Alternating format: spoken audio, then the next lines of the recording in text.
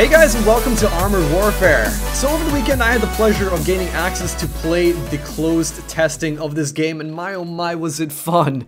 I have built up a lot of hype by watching the initial videos for this game that are already out there, and it did not let me down in any way. It was a lot of fun. The gameplay was great, the graphics are great, the sounds are great, and so what I'm going to be showing you guys here is footage of my play session yesterday, and it will show you just the general gameplay and what you can expect, but I'm also going to talk about some of the important differences that you might be thinking of comparing this game to other games out there. So this is the garage screen, similar to a lot of other games, and you can upgrade your vehicles just like a lot of other games out there. Now when it comes to vehicle choices, you have these things called dealers, and there are two of them at the moment, each with a backdrop sort of description between which one you could choose. And within each of these dealers are a tech tree of vehicles that you can progress towards actually getting. Notice how there are both premium vehicles and also normal ones that you can get.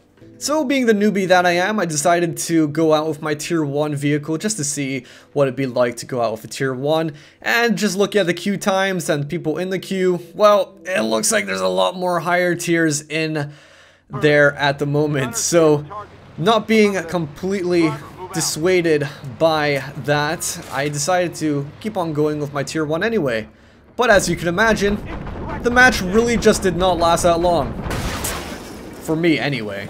So after that massive fail, I decided to go out with a more reasonably tiered vehicle, and what was really nice to the developers was they gave everybody access to premium vehicles, especially the higher tier ones.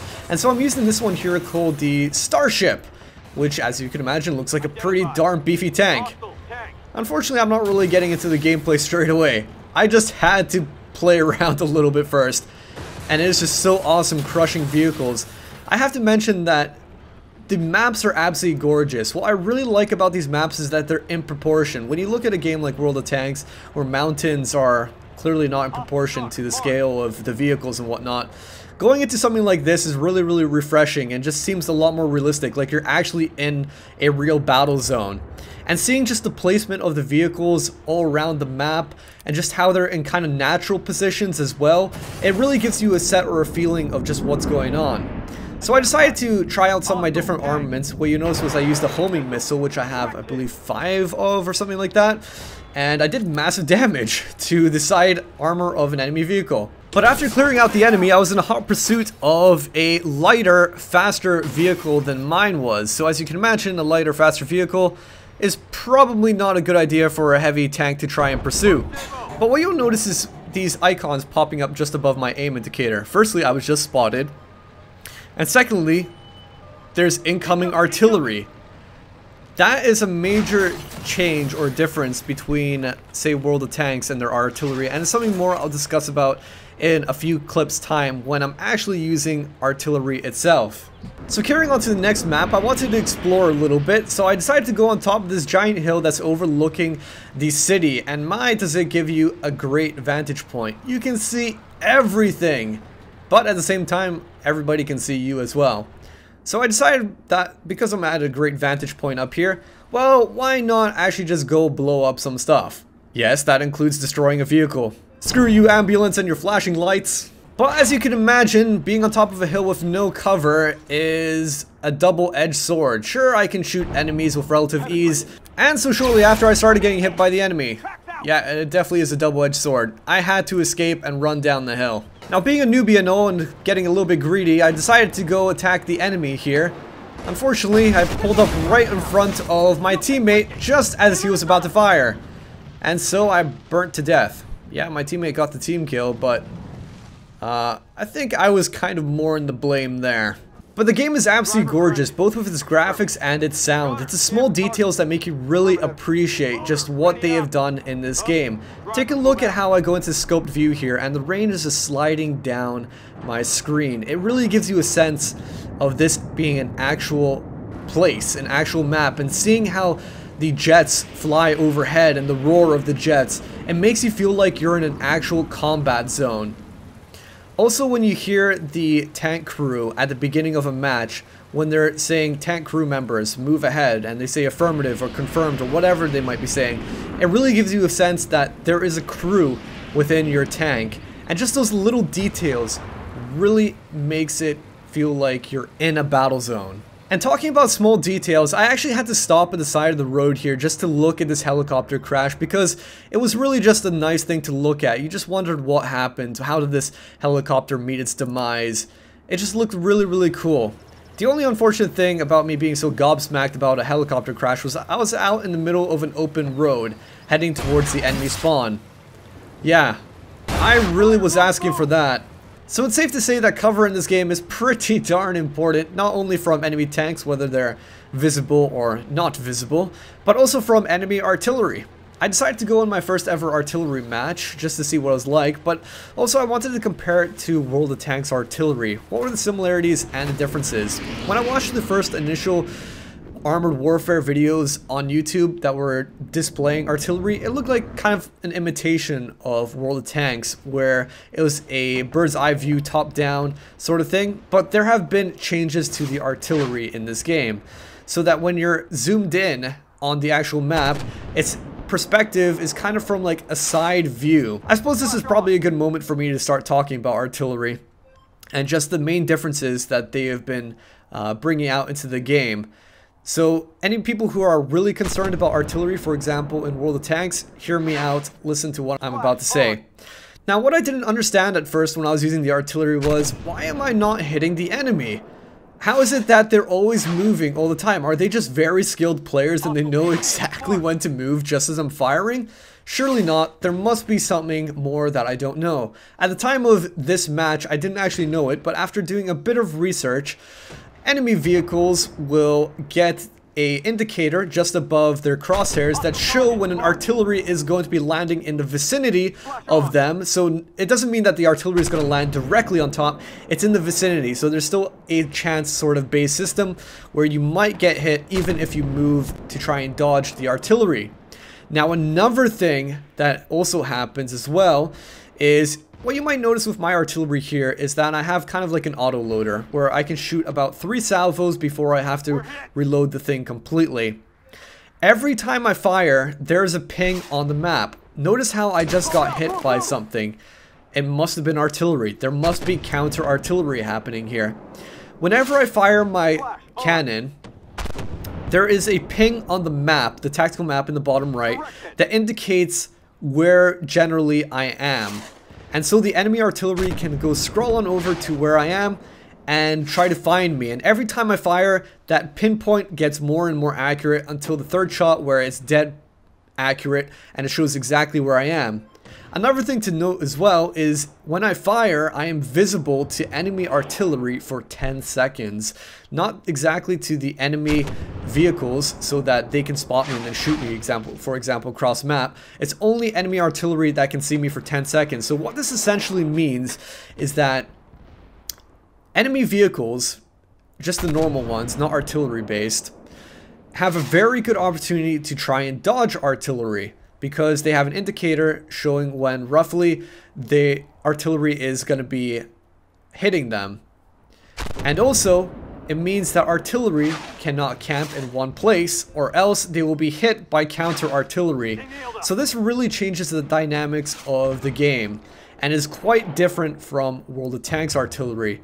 I think a lot of people who had problems with World of Tanks artillery are going to find a lot of relief in Armored Warfare's artillery, where they're not camping in one spot, and also it gives people who are in just normal vehicles, not artillery, a better chance at survival, knowing when they're about to get artillery on their behind. So this is another match, and the last one I actually ended up dying to counter artillery.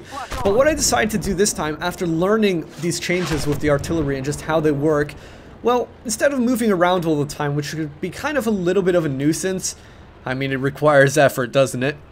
I decided to go behind this rock, and look at that, the enemy artillery came flying down. Oh! But it's not going to hit me behind that rock. So it's not only that enemy artillery have to move around all the time, you can try to also be a little bit smarter, find a good tactical position in which you can hide behind to protect yourself from counter barrages. And that's exactly what I did here. So every time I would have my artillery available, I would try to shoot at the enemies and then get cover behind the rock again. At the same time, I tried to also counter barrage the enemy artillery, but it's really hit or miss because a lot of players are aware of these artillery changes, and so they will move every time they fire their guns. It really is difficult to try and kill artillery in a counter barrage, and the people that get punished are the ones that don't move and have no cover. So this final clip that I'm going to be showing you here is the best game that I had yesterday, but by any other person's standards it would probably be a mediocre or just decent game, but I still managed to top the team. And this is how I did it. I was using this fast, higher tier premium vehicle here, and it has a very powerful gun as well. So what it allows me to do, and this is all preliminary sort of observations that I've made, is that it allows me to just flank the enemy with relative ease. And it's kind of nice to do on this map in particular because there's a lot of flanking opportunities amongst the vehicles, but also the cargo containers, for example. Yeah, this is just me shooting at the train, trying to see if it would blow up or not.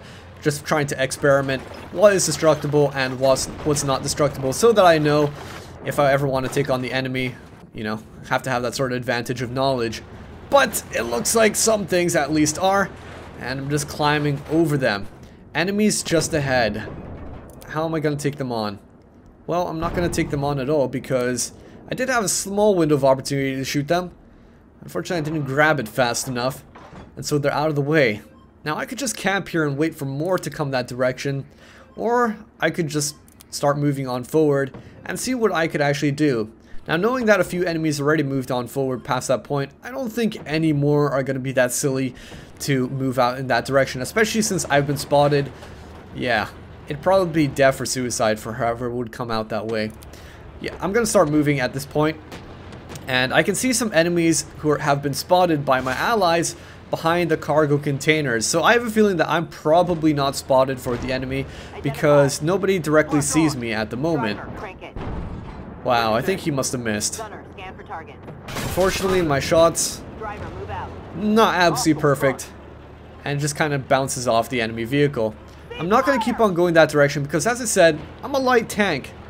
I'm not able to take a lot of shots.